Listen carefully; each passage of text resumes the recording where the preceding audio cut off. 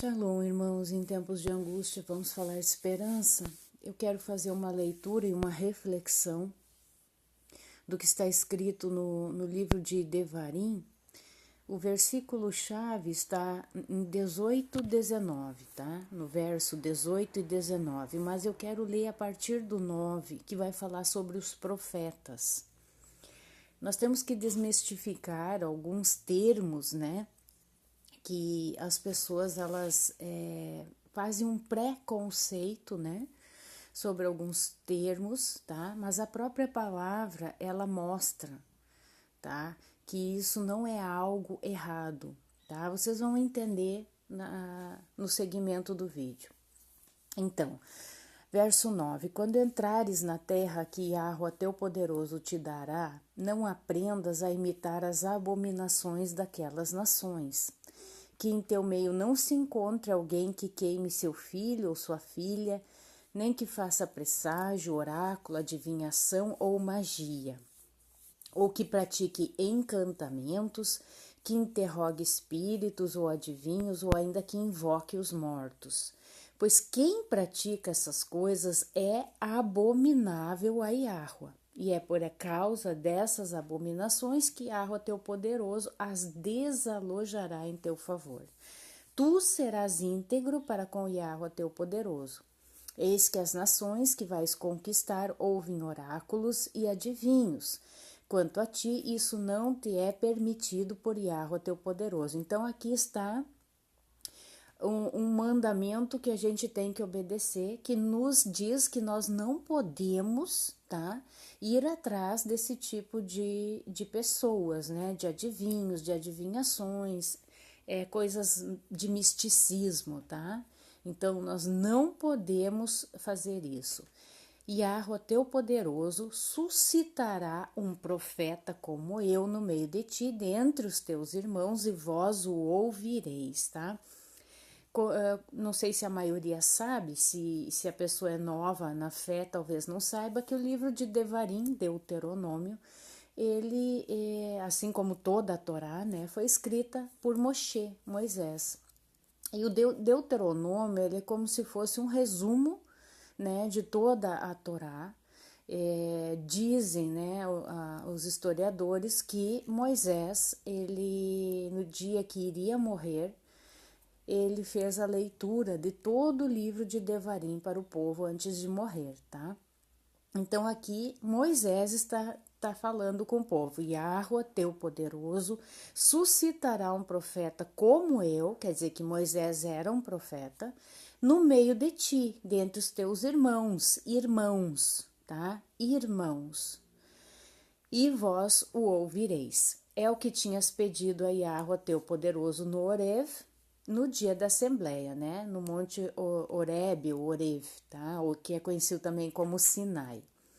Não vou continuar ouvindo a voz de... eles disseram, não vou continuar ouvindo a voz de Yahweh, meu poderoso, nem vendo este grande fogo para não morrer. Aqui é fogo, tá? Escreveram errado.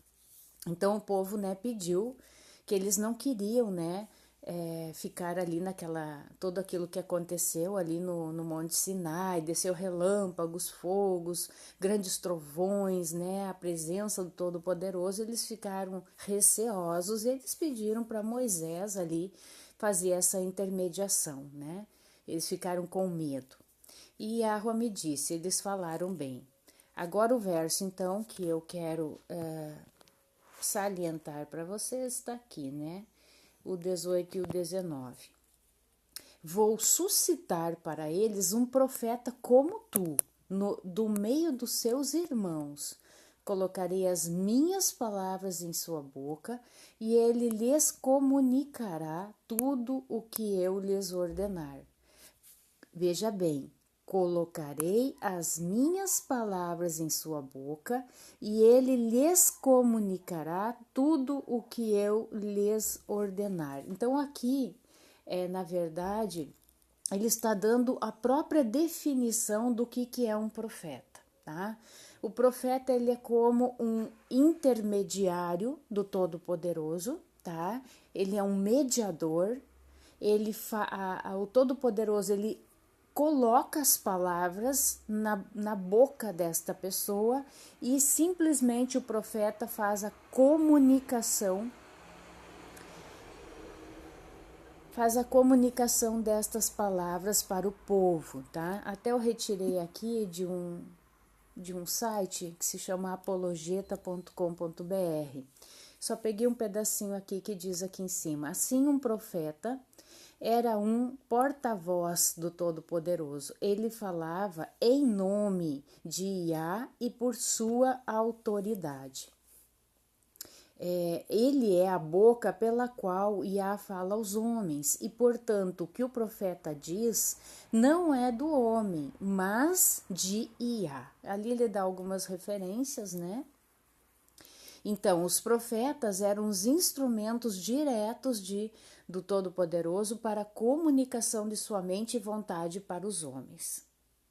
Tá? Então, toda a palavra de Iá pode, neste sentido geral, ser considerada profética, na medida em que foi escrita por homens que receberam a revelação que comunicaram do Todo-Poderoso, não importa qual fosse a sua natureza. Tá? Então, vamos voltar aqui. Então, vou suscitar para eles um profeta como tu, do meio dos seus irmãos, colocarei as minhas palavras em sua boca e ele lhes comunicará tudo o que eu lhes ordenar. Caso haja alguém que não ouça as minhas palavras, que este profeta pronunciar em meu nome, eu próprio irei acertar contas com ele.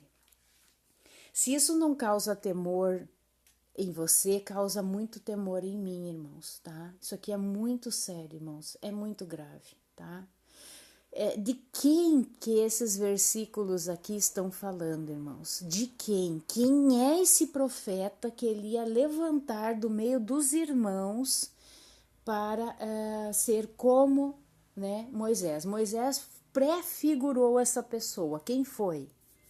O Machia, Yahshua HaMashia, ou Yahushua, tá? Conhecido no meio cristão como Jesus, tá? Esse é o profeta, tá? Só que as pessoas, elas não leem as Sagradas Escrituras.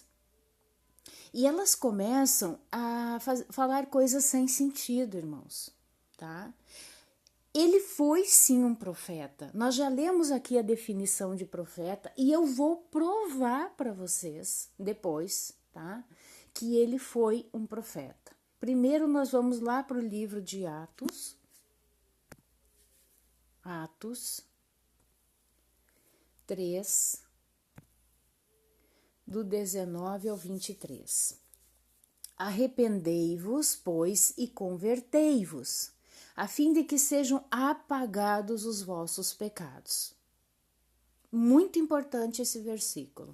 Arrependei-vos, pois, e convertei-vos, a fim de que sejam apagados os vossos pecados, e deste modo venham da face de Iá os tempos do refrigério. Então enviará ele, o Cristo, que vos foi destinado, né?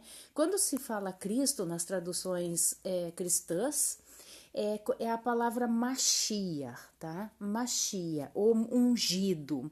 Mashiach quer dizer o ungido, o enviado, tá? Que vos foi destinado, e Yahushua, tá? Por que a palavra Jesus não é a melhor transliteração, ou não é a transliteração do nome, né, do Mashiach? Por quê? Todos nós sabemos, né, ou se você não sabe, fique sabendo agora, que Yahushua, ele era um hebreu israelita, tá? Da tribo de Arudá, da tribo de Judá, e portanto um hebreu, um israelita, tá? Então, no hebraico não existe a palavra não, a consoante J, não existe, irmãos, não existe, tá? Então, o que nós vemos no hebraico é a palavra Yahshua, não Yeshua, também não é correto, mas nem por isso a gente vai ficar fazendo essas discussões, isso não leva a parte alguma, tá, irmãos? Importa mais o que você sente com relação ao Mashiach do que simplesmente essa questão do nome, tá? Eu sei que o nome é muito importante, eu temo, tá? Mas que isso não gere discussões no meio dos irmãos, tá? Ou Yahushua, eu explico em vários vídeos a respeito disso, tá?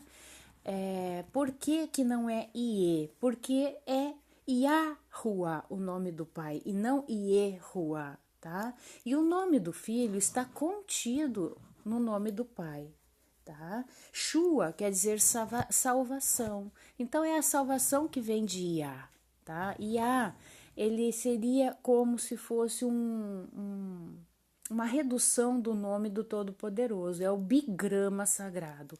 Existe o tetragrama sagrado, Yud, Re, Vav, Re, e se nós utilizamos, que são 4 consoantes hebraicas, né? O Yud, o Re, o Vav e o Re. Se eu utilizar somente o Yud e o Re, eu tenho a palavra Iá. É a mesma palavra que a gente encontra na palavra aleluia, ou aleluia, que é halel, louvor, a Iá. Não é aleluia, não, é aleluia. É halel, louvor, a Iá. Tá? Então, o nome do nosso Mashiach é Yahshua ou Yahushua. Por que que pode ser Yahushua? Porque quando eu falo Yahshua, eu estou simplesmente colocando o nome do pai somente no bigrama. E quando eu falo Yahushua, eu estou colocando o trigrama sagrado, tá?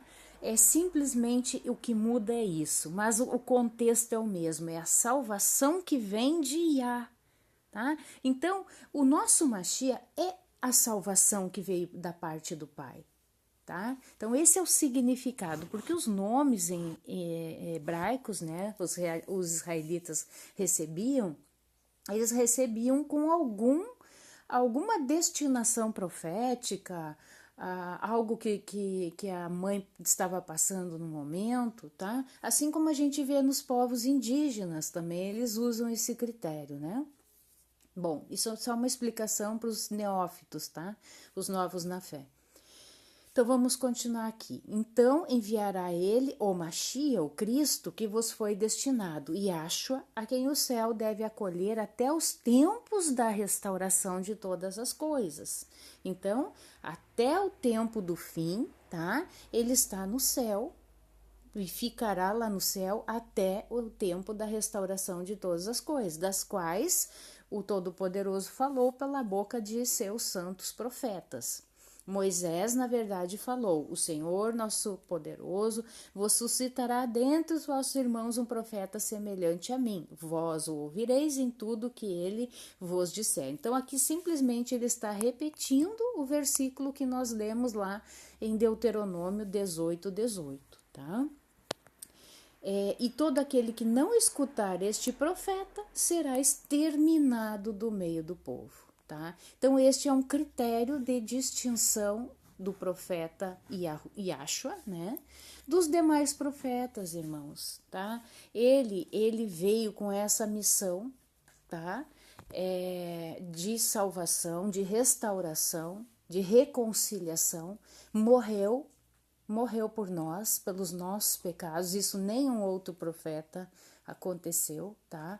Ele foi o profeta destinado para isso, tá? De morrer naquele madeiro a nosso favor, pelos nossos pecados, porque ele, em todo tempo, ele foi santo, nele não foi achado pecado algum, ele é o cordeiro imaculado de Yahweh, o cordeiro perfeito, o sacrifício perfeito, a expiação única e definitiva, né, dos nossos pecados, tá? Então, nós temos que saber colocar as coisas, irmãos, nos seus devidos lugares, tá? E por que eu disse que eu ia provar que Yahshua ou Yahushua é um profeta, tá?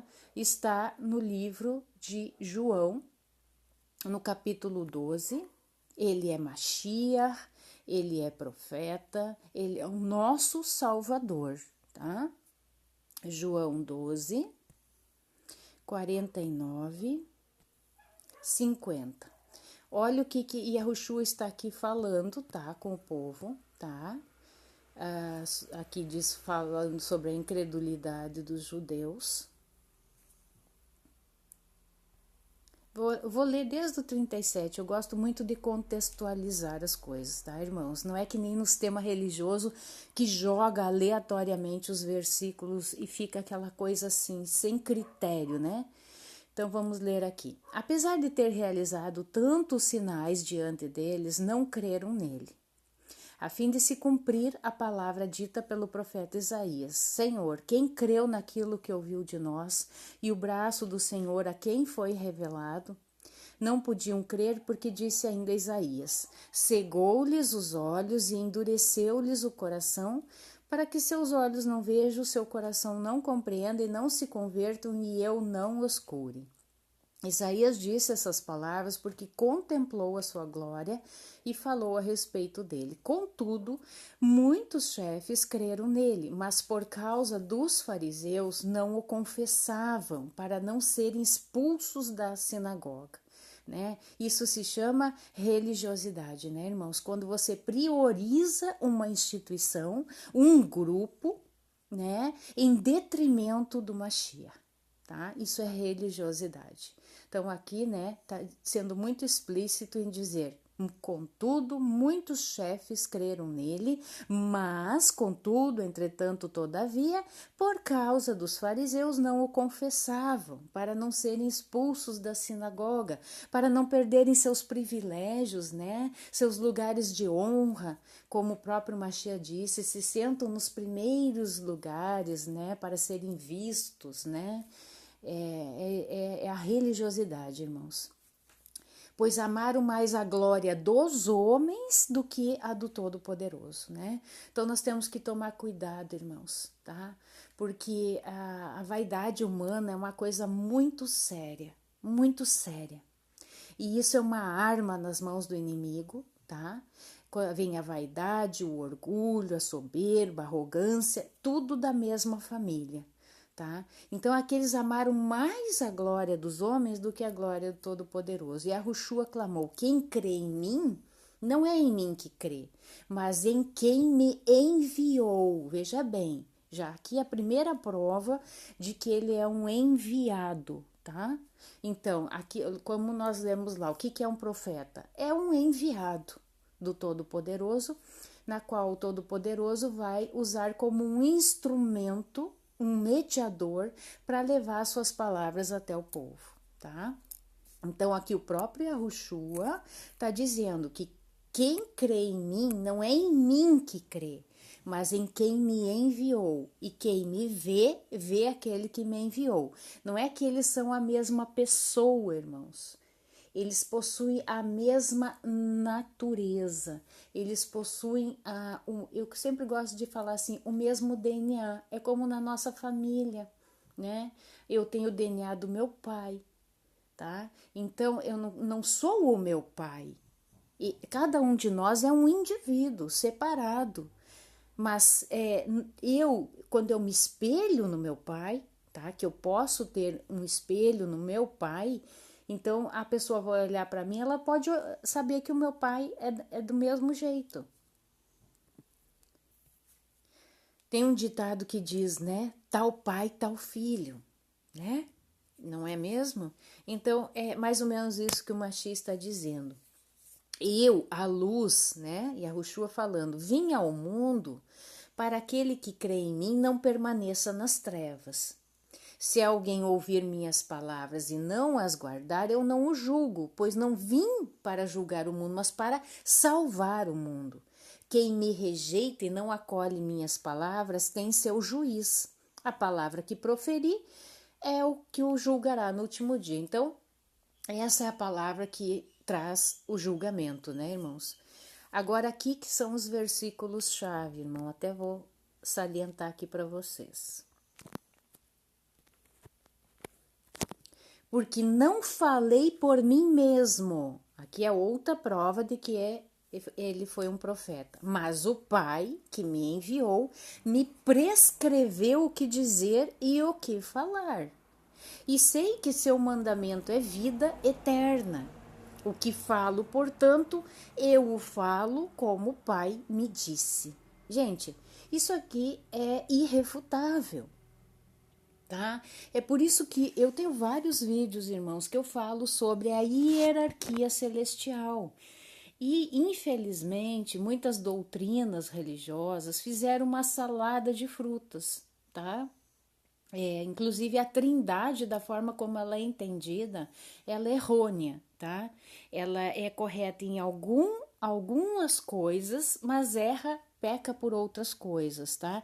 Ela acerta ao dizer que são três indivíduos, né? Três seres, o Pai, o Filho e o Espírito Santo, que seria o papel da mãe, da Ruach HaKodesh. Então é uma família celestial da qual todo o exército celestial fazem parte, então, dos demais filhos, assim como nós somos filhos também, só que nós caímos, nós fomos destituídos da glória do Todo-Poderoso porque nós pecamos, tá?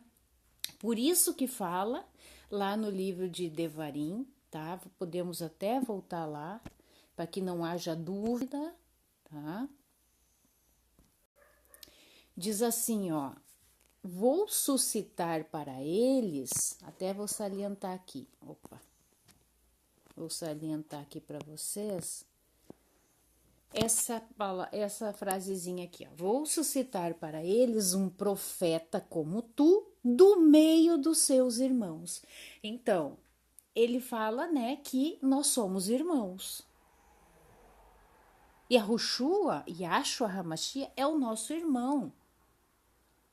Então, o que o sistema religioso ele fez? Uma salada de fruta. Ele, ao mesmo tempo que ele acha que o Todo-Poderoso é um ser único, né? Único no sentido de que ele é soberano, né? Reina soberanamente. Ao mesmo tempo, eles se referem ao Mashiach também como um ser soberano, né? Como estando assentado no trono do Pai, só que a palavra é muito clara ao dizer que ele está assentado à direita do Pai Todo-Poderoso. Ele não está assentado no trono do Pai, tá? O Todo-Poderoso, ele vive e reina eternamente. Tá? Então, somente um filho, né? Como eu já falei aqui em outros vídeos, numa monarquia, somente um príncipe, né? Um filho ali destinado ao trono, ele podia assumir este trono somente com a morte do pai. Mas o Todo-Poderoso Yahweh Tsevaot, ele vive e reina eternamente. Então, o seu filho, que ele enviou como um profeta, tá? Ele está sentado à direita do Pai. À direita do Pai. Está sentado até que chegue o momento, né, da redenção final de todas as coisas, né? Que todas as coisas venham ao seu desfecho aqui nesta terra, tá, irmãos? O que eu quero com toda essa palavra aqui, irmãos, tá? As pessoas não querem ouvir as palavras deste profeta, deste Mashiach, deste ungido, não querem ouvir. Assim como, né, o próprio Yahushua, esse versículo me veio na mente agora, quando ele entrou em Jerusalém montado num jumentinho ali, ele disse: Jerusalém, Jerusalém, que mata os seus profetas, apedreja, mata os seus profetas, né? Então, até vou procurar, irmãos, para falar bem corretamente para vocês, só um minuto.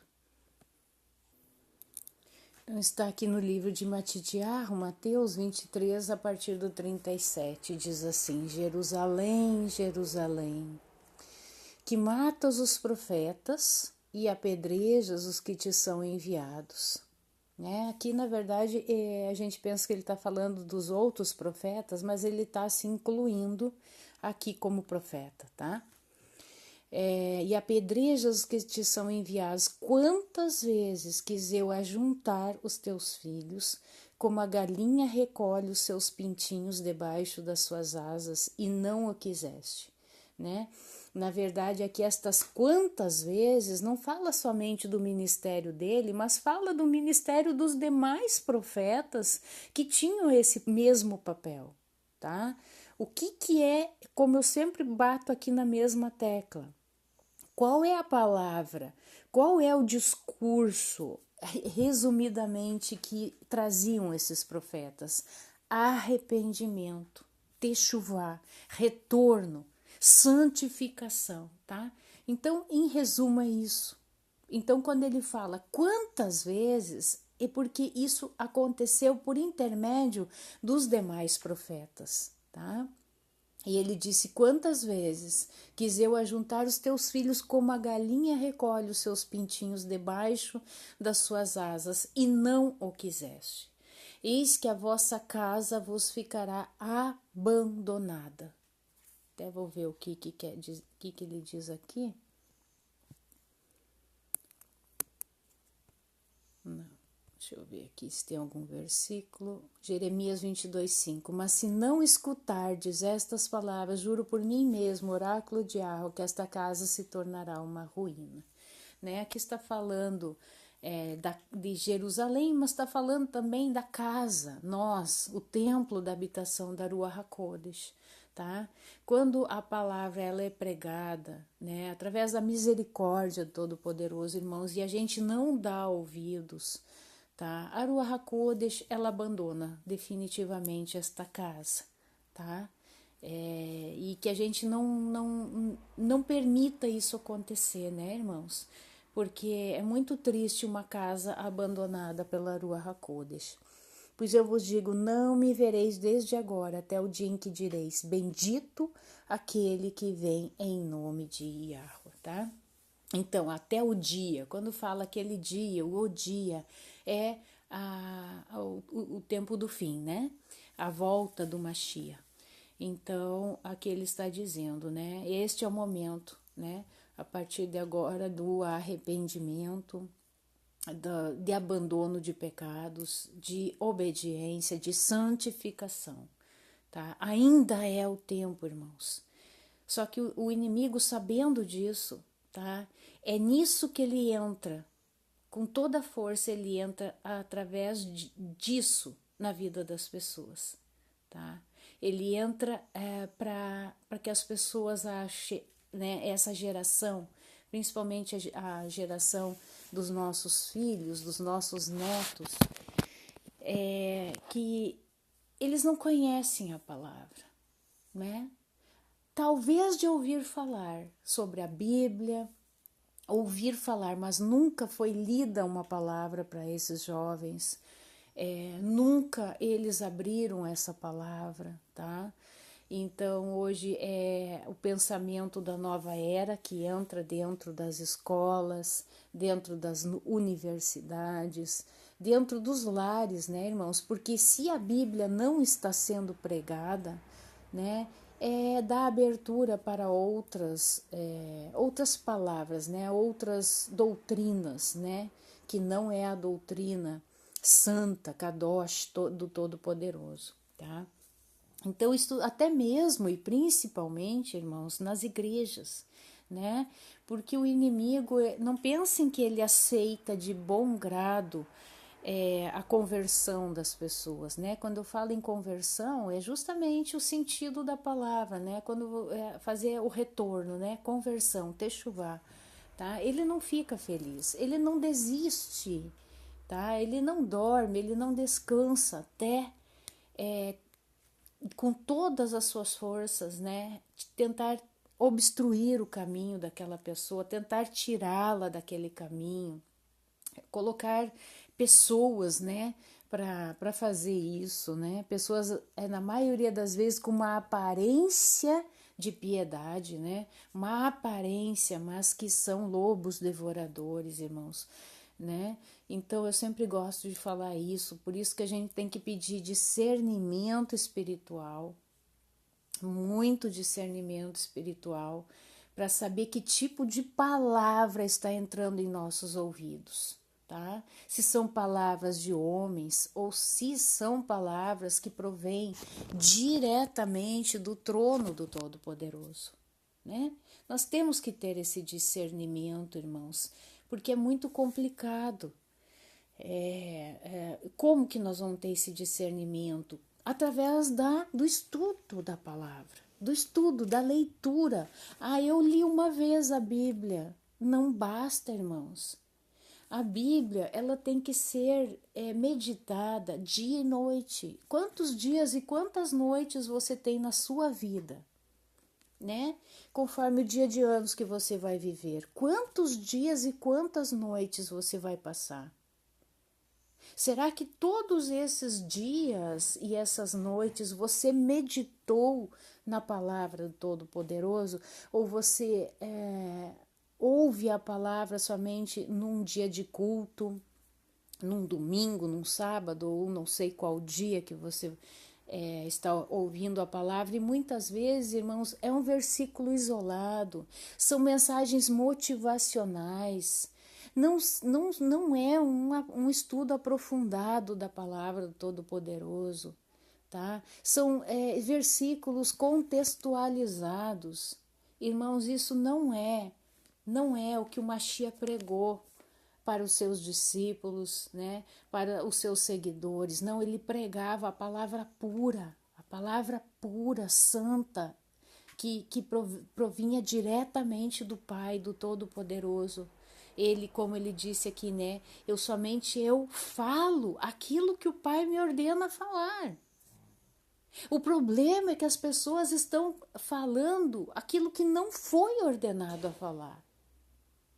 Quando a gente falar, a gente tem que falar conforme os oráculos de Yah. E não falar conforme a gente acha que é. Eu gosto muito de sempre trazer um contexto bíblico para vocês, não dizerem que eu estou falando heresias, que eu estou fazendo uma doutrina humana aqui, né? Então, eu gosto de basear os vídeos, os estudos nos textos bíblicos, irmãos. Então, se segurem nisso, na palavra. É errado eu ouvir uma pregação, ouvir alguém falar. Não é errado, tanto é que se você está me ouvindo agora, não é errado.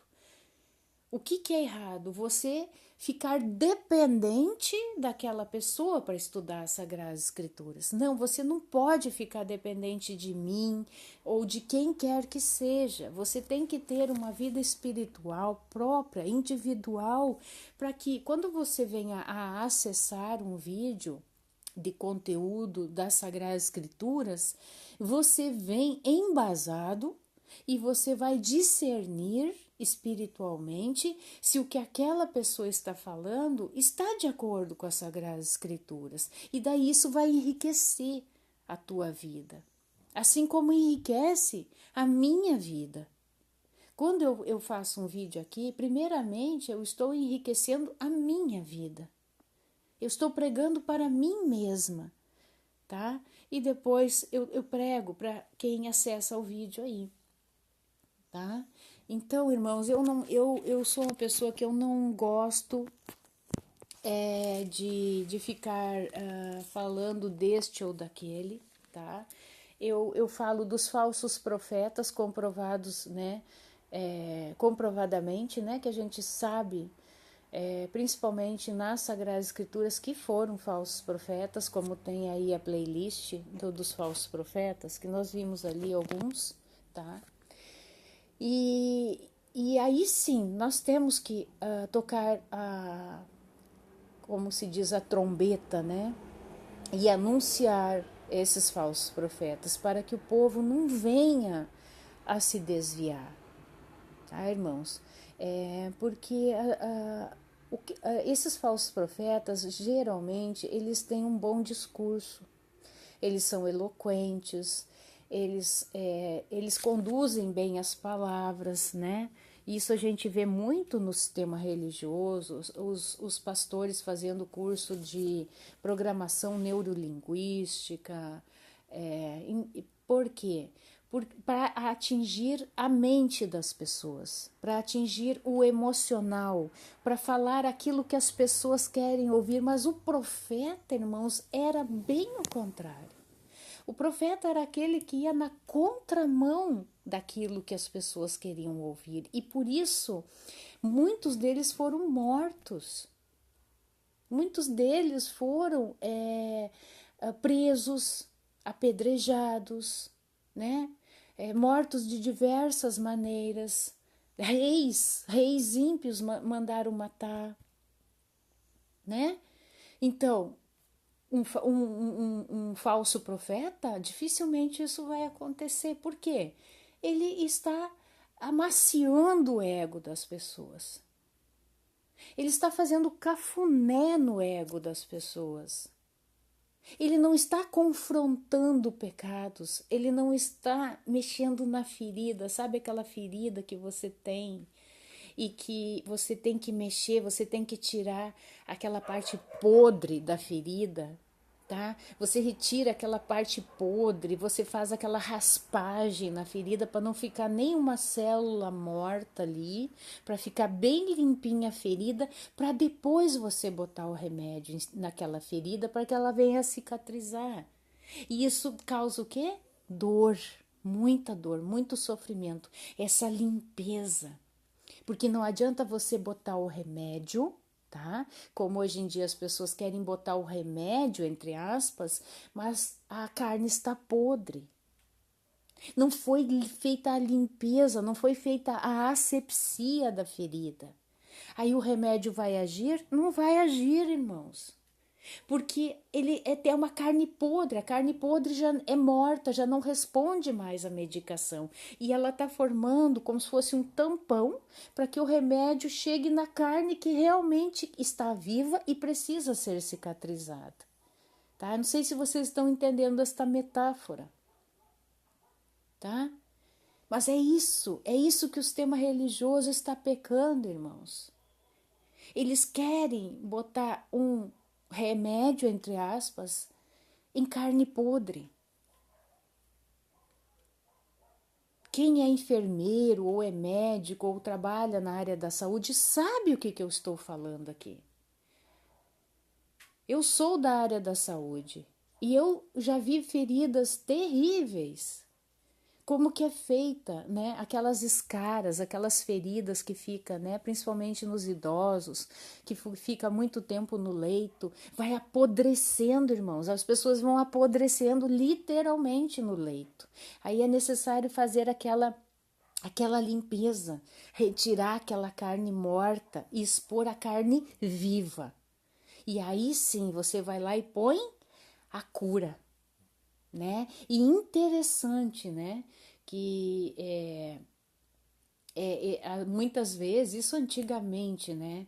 Se colocava açúcar, né? Açúcar, esse açúcar cristal nas feridas ali, né? Ou até mesmo o sal seria bom, mas ele arde demais, né? Ele é muito difícil, né? E hoje em dia se perdeu esse costume, né? Até eu estava conversando com uma pessoa que trabalha, enfermeira, ela disse, nunca ouvi falar que se colocasse açúcar, né? Vai se perdendo essas coisas mais naturais, né? E, enfim, irmãos, é isso. Nós temos que sofrer, entre aspas, né? Este processo de limpeza, tirar a carne podre, para poder receber a palavra viva, né? Que vem para trazer uma carne nova ali naquela ferida, nos restaurar completamente. E foi isso que o Machia e os demais profetas vieram fazer, com a diferença que o Machia é o filho de Yahweh, o unigênito, que não quer dizer que ele é o único, porque existem filhos, outros filhos, mas é o único apto, o único que foi achado capaz de vir e pagar um preço de sangue. Ele morreu, uma morte terrível, uma morte no madeiro, que era considerado uma maldição, né? Mas ele fez isso por mim e por você, por amor aos seus irmãos, por amor a cada um de nós. Tá? Para que a gente possa retornar ao nosso lar. Porque, irmãos, não se apegue nesta terra aqui. Isso tudo, se você está ligado nos acontecimentos do fim, você está vendo muitos sinais, né? Muitas coisas acontecendo que foi profetizado no livro de Matitiel, inclusive aqui no capítulo 24, né? Que muitos seriam os sinais que haveriam, né? Nesse tempo vos entregarão a tribulação, surgirão falsos profetas, crescerá a iniquidade, o amor se esfriará, o que perseverar até o fim será salvo, tá? Então, muitos sinais acontecerão, né? Muitos virão em meu nome, se levantará nação contra nação, reino contra reino, fome, pestes, terremotos, né? Mas tudo isso é o princípio das dores, né? E, irmãos, esse é o verdadeiro evangelho. O evangelho que confronta. O evangelho que dói, dói, dói. Porque mexer numa ferida dói, irmãos. Tá? E o Machia, ele faz isso por amor com relação a nós. Não é para o nosso mal, é para a nossa salvação. Para a salvação da minha, da tua alma. Por amor. Porque ele nos ama e ele quer ver essa família novamente unida como um dia nós estivemos lá com o Pai, né?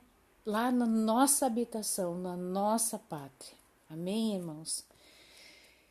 Que essa palavra tenha, né, nos tocado profundamente. A mim me tocou, né? Espero que faça aí na tua vida também. Eu peço, sabe, irmãos? Não é por nada, porque inclusive nem monetizado é os meus vídeos aqui, tá? Mas é para crescer o reino. Eu peço, eu vejo que tem muito pouca curtida, às vezes a pessoa visualiza, mas não tem a compaixão de deixar um curtir, né? É só quem trabalha para o reino sabe, né?